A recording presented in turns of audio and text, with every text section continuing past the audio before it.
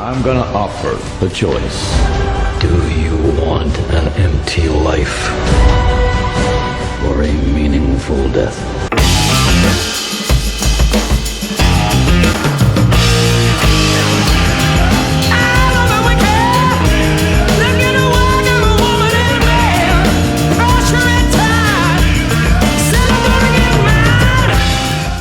Iron Man 3, the first movie of the summer, at least that I have seen.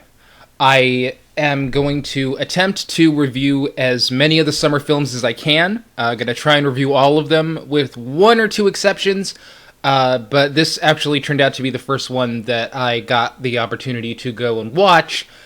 Once again, thanks to all of your generous donations. This couldn't be done without you, so thank you for that from the bottom of my heart, seriously. Yeah, so this is the third film in the series. For those of you who might not remember how I felt about the previous two, I thought the first Iron Man film was really, really good. It wasn't perfect, but it was really, really good for a first film. The second film in the series I thought was a big pile of crap, and it actually was so bad that it earned itself a full Confused Matthew review. But even though I had such a negative reaction to that second film, I really wanted this third one to be good. This is a series that, on its best days, I see as being very fun and very entertaining and kind of different from the other superhero films that are out there. Even the Christopher Nolan Batman films, which I absolutely love, kind of had a shaky, rocky relationship with the third one. But this one is a little more lighthearted and a little more fun, and I think this is a character and a premise and a concept that can go somewhere very interesting and very different from what everyone else is doing, and can have a lot of fun in the process. Well, I am happy to say that is absolutely the case with Iron Man 3. This was a great sequel, and it was one of the best times I've had at the movies in a really long time. The second most interesting thing about this film is that there isn't much Iron Man in it. It's mostly just Tony Stark. And it's Tony Stark dealing with some very interesting things, which brings me to the first most interesting thing about this film. It doesn't pick up from Iron Man 2. It picks up from The Avengers, which is another film that I didn't particularly like, but this almost made me glad I saw it. Almost. We enter the film with Tony being very stressed out and having anxiety attacks and not being able to sleep. He's nervous, he's not himself, he doesn't know what to do, and the only thing that he can do to keep himself distracted and occupied is to go into his robot lair and create more suits. He just keeps building and building and building. And the reason that he's doing this all stems from what happened in The Avengers. I usually don't like it when things like this happen because the people who saw The Avengers aren't necessarily going to see Iron Man 3, so there's the chance that they might be lost. But I don't think anyone's going to be lost here. They did enough of explaining what happened in that film to a general degree for people to be able to keep up. Basically, in The Avengers, he was dealing with aliens and wormholes and outer space and all of this stuff that just felt so far beyond him. And now that that's all over and done with, he feels like a drop in the ocean. He feels like something that's very small and something that can't necessarily defend himself and the people that he loves from the forces that are out there that he wasn't even aware were out there until The Avengers. And now he is obsessed with doing everything that he can to make sure that everyone is safe, even though deep down he knows that he probably can't do it. The only thing he has is the suits, and that's not necessarily going to be enough to combat what might be out there. That is such a good idea for this film, I can't even believe it. And it threads through great. It's a theme that is constantly there throughout the entirety of the film. He struggles with this at every moment that this film is on, and it's integrated into the plot in such a great way. You still have the action and the comedy and the drama, but that one note that keeps hitting throughout the film really did place an importance and an urgency on everything that was going on. Even though this film isn't, the plot of this film isn't all that different from the other two, it's what Tony is going through, and it's what he's struggling with that keeps things fresh. And that's something that I was expecting in Iron Man 2, and it wasn't there, and that disappointed me. I'm very, very thrilled that it was here. But while that's the theme of the Tony character, the theme of the overall film really has to do with past mistakes coming back to haunt you.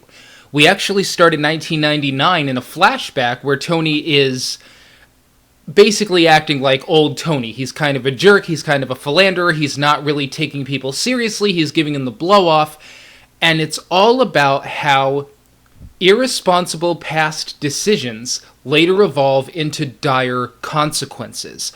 And the fact that the film started with the previous events in 1999, and how it was so fixated on the fact that everything that happened in the end that's big all started out so small.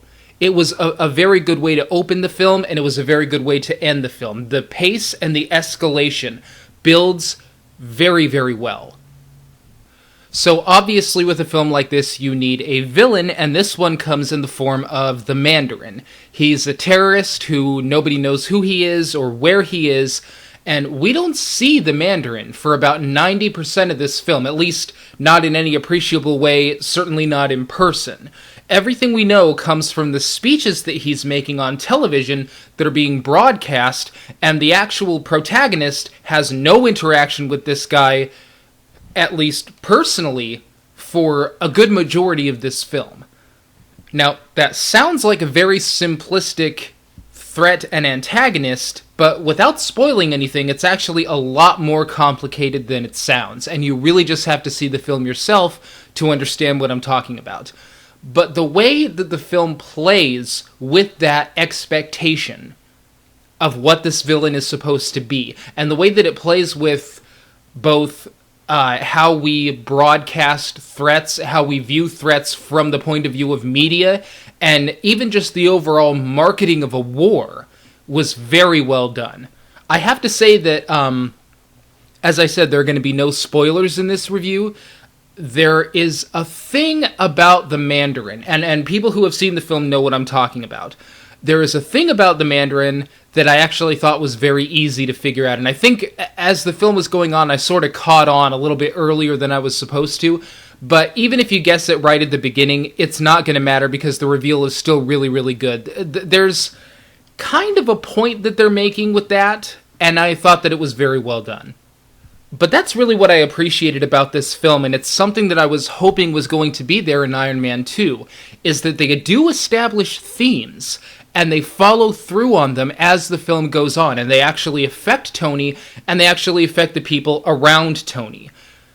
The people that Tony cares about are actually under threat in this film, and especially considering that he's wrestling with the fact that he might not be able to protect everyone he loves from the things that are out there. Every time you have a conflict, it's so much more in focus, and it feels so much more urgent having those themes in place. And that's what makes this, I think, a very good sequel.